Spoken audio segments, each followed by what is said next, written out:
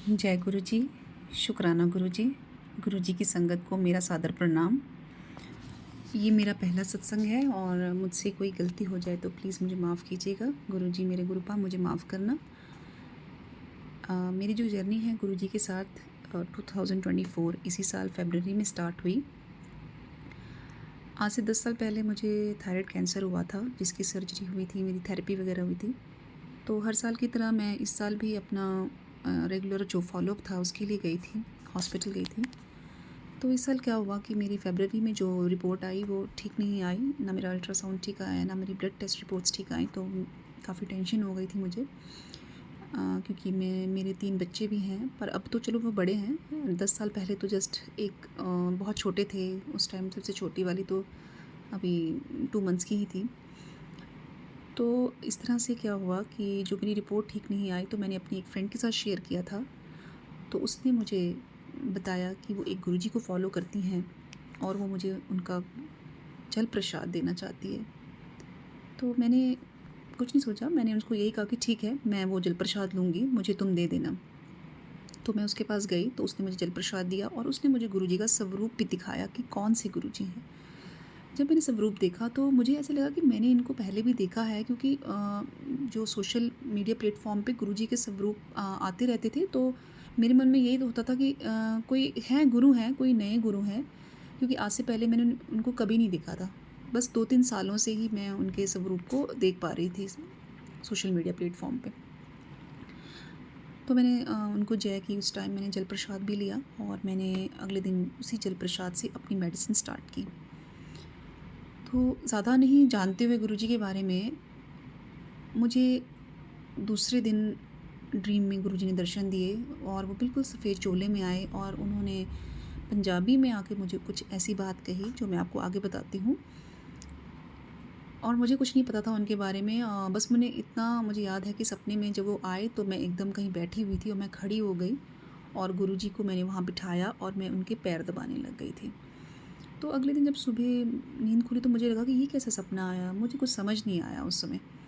तो मैंने कुछ फिर इस तरह से यूट्यूब पे उनके सत्संग सुने, गुरुजी के बारे में जानने के लिए मैंने गूगल में सर्च किया, उनके बारे में जाना और फिर अपनी फ्रेंड से डिस्कस किया अपना सपना। तो मुझे पता लगा कि गुरुजी ने जो मुझे कहा था, गुरुजी का इशारा था कि गुरुजी ने प्रॉपरली कहा था कि मुझे कि मैंने जाकर शिवलिंग पे जल चढ़ाना है। तो मैंने वो काम किया, मैं मंदिर गई और मैंने शिवलिंग में जल चढ़ाया। बस इसी तरह से अ, मेरा धीरे-धीरे गुरुजी के साथ एक इंटरेस्ट और कनेक्शन बनता गया। तो मैं इसी तरह से डुगरी मंदिर भी गई और 1 हफ़्ते के अंदर मैं बड़े मंदिर भी जाकर आई। तो मेरी जो जर्नी रही गुरुजी के साथ, मैं क्या बताऊँ कि उसके बाद मेरे अंदर बहुत चेंज आया। अब जब से गुरुजी से जुड़ी मैं आपको बता नहीं सकती संगत जी, मैं इतनी परेशान थी, मेरे रिकरेंस के चांसेस थे। तो मैं इतनी ज़्यादा मेरे अंदर पॉजिटिविटी आई कि मैं सब कुछ भूल बैठी। मुझे बस चारों तरफ गुरुजी ही गुरुजी नज़र आने लगे। मेरी फैमिली में मैंने सबको गुरुजी के बारे में बताया, अपनी सिस्टर्स, अपनी मदर, सबको बताया और सब जुड़ गए गुरुजी के साथ। गुरुजी ने उनको जोड़ दिया अपने साथ। तो बस इसी तरह से अभी मेरी कुछ दिन पहले फिर से ये अल्ट्रासाउंड और ब्लड टेस्ट की रिपोर्ट आई। तो उसमें ऐसा बताया गया कि मेरा जो अल्ट्रासाउंड है उसमें जो प्रॉब्लम शो हो रही थी वो एज़ इट इज़ ही है। उसमें जो सेल्स शो हो रहे हैं ना वो बढ़ रहे हैं ना वो कम हो रहे हैं। तो डॉक्टर्स ने मुझे आगे 6 मंथ्स के फॉलोअप में फिर से डाल दिया है और मुझे पूरा विश्वास है कि वो भी ठीक होगा, कुछ नहीं होगा, कुछ नहीं आने वाला, क्योंकि मेरा सतगुरु मेरे नाल है। तो बस ये मेरा एक सत्संग है जो मेरा फर्स्ट टाइम है।